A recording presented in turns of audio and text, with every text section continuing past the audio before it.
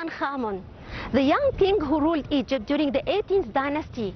At the age of 18 years old, he died, and his tomb became one of the most famous tombs in the Valley of the Kings in Luxor, simply because it was found totally intact by Howard Carter in 1922. So, most of the tourists who come to visit Luxor in the West Bank, in the Valley of the Kings, they come to visit the tomb of Tutankhamun to see its design and also to see his famous treasury back in Cairo in the Grand Museum. In 1914, Lord Carnarvon obtained a concession to dig in the Valley of the Kings, replacing Theodore Davis.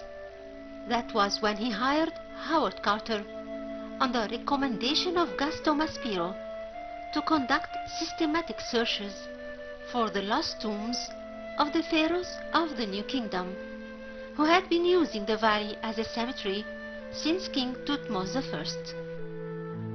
In November 1922, an Egyptian water boy who used to bring water to the workers in the Valley of the Kings, whose name was Hussein Abdul Rasul, sat in their resting place in a tent above the location of the tomb of King Tutankhamun.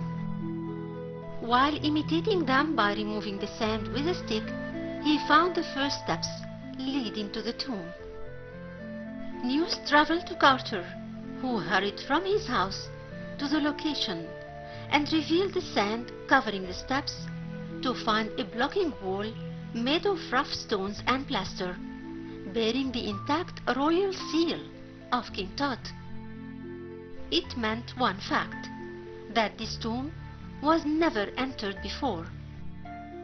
The fact that it was dug deep into the ground, then later the tomb of King Ramesses VI was dug above it over the ground, concealed totally the entrance to the tomb.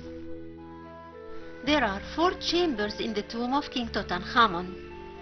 The burial chamber is the main one, and was closed with a wall, in front of which stood both his guarding statues representing himself.